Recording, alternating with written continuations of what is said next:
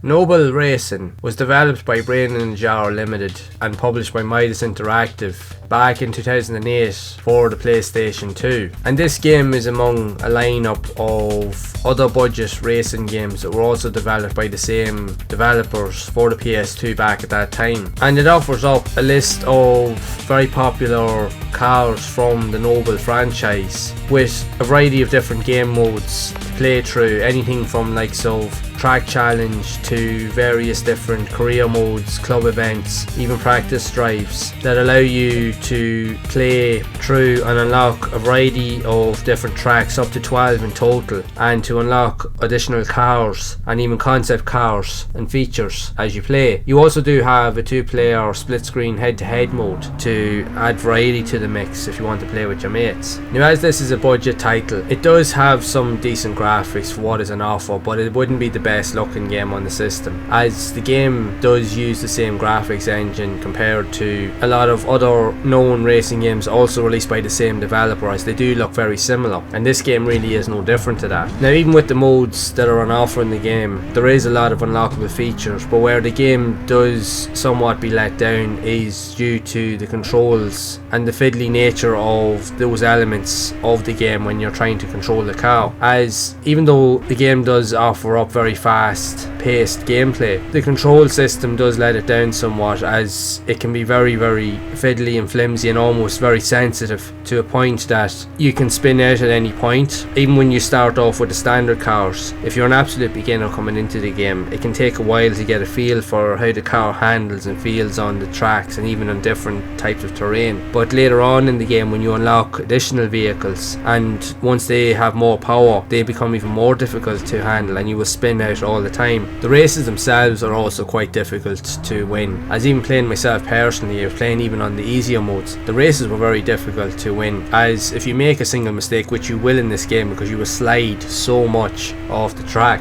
that the AI opponents will get so far ahead of you that you can spend the entirety of the race trying to catch up with them, and 9 times out of 10 you won't catch them at all. They'll be too far gone. And even later on into the game, once you unlock additional more faster cars, the difficulty is even more evident. You technically won't even win a race, as it's just very difficult, and for most gamers it can be very frustrating. Like, the game does offer up a lot in terms of what is available, but it's just the control system that really lets it down. And when I compare it to a lot of other budget type of games that I have played previously on the PlayStation 2, I have done a whole list of videos on the channel showcasing a lot of these games. I'll make sure to leave a link to a playlist of a lot of those games down in the description so you can go and check them out. And a lot of those games do suffer from a lot of the same elements that this game suffered from, and mainly due to the handling characteristics. I don't know what it is, but going back to the likes of the PlayStation 2 had an incredible and almost unique style of selection of racing games. You had everything from the likes of top tier, from Gran Turismo and Formula 1, all the way to more mid tier and then lower tier games, and you can tell the differences in terms of the handling physics. A lot of games I played over the years on the PS2, even compared to the PS1, there were some games on the PS1 had great handling, but they also had a few mixed bags in between. But I found that most of the games on the PS1 were a lot easier still to pick up and play. I found in later years, by playing a lot of games on the PS2, they were so difficult and so finicky and fiddly. I don't know whether it was to do because of using the dual analog sticks to control the car. It made, in my opinion, a lot of the handling physics very sensitive and almost extremely frustrating to use, and this game shows that in abundance along with other games on the system. So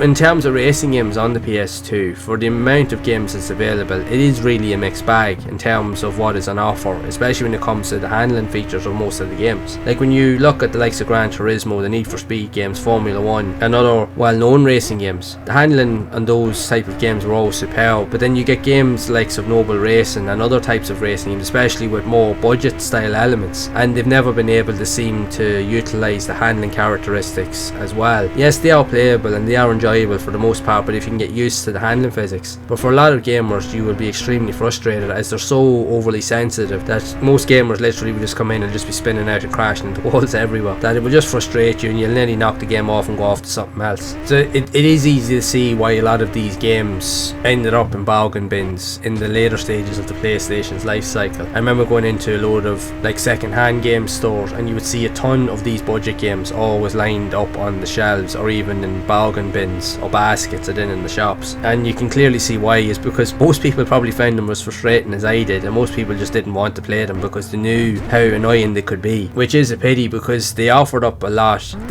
Games like this also gave you access to play as cars that you wouldn't see in other games, but the problem with it is that the handling was so poorly executed that it completely, and for most people, would have destroyed the experience altogether. But that's just my honest opinion about it, and because that was the way I experienced it back then. You wanted to give the games a benefit of the doubt, and I did play them for what they were, but in most cases you just find them so frustrating and you'd never really be able to finish them properly because they were so difficult and just so fiddly to play. Now I'm sure it's not the same for everybody. I'm sure there's people out there that have played them and have managed to get something out of them, and I'm hoping that a lot of people have, that you've gotten some enjoyment out of these type of games. As for some, they can be enjoyable, but for others they can just be extremely frustrating, like myself. But the more I'm diving into these games on the PlayStation, the more I'm finding these type of games that there is a lot more of them out there, way more than I ever imagined. So there will be a lot more that will be coming your way soon to see more of these type of games, as I will be doing more videos on them, so you will get to hear more of my rants about these games. But it's not to all sound too bad. There are definitely unique elements to all of these games. They do have some very fun and quirky features, but there's always that one aspect or one element that severely lets it down, and in this case it's just the handling that really sets it apart. If the handling was better and was more precise, it would be a better racing game outright. But I would love to know your thoughts on Noble Racing for the PlayStation 2. If you have played the game yourself back in the day, and if so, what do you think of it? Did you enjoy it, or did you just find it as frustrating as I did? I'd love to hear your thoughts on this game, so be sure to share it down in the comments below. And if you would like to see similar content around other racing games that are very like Noble Racing, then make sure to leave a like, subscribe to the channel and hit the bell to be updated when future reviews are released. And if you do want to see other videos on similar type of racing games that were also released on the PS2 back in the day, be sure to check out the playlist here on screen to see more of those games in action. So head on over to check those videos out, and I will see you all over in the next one.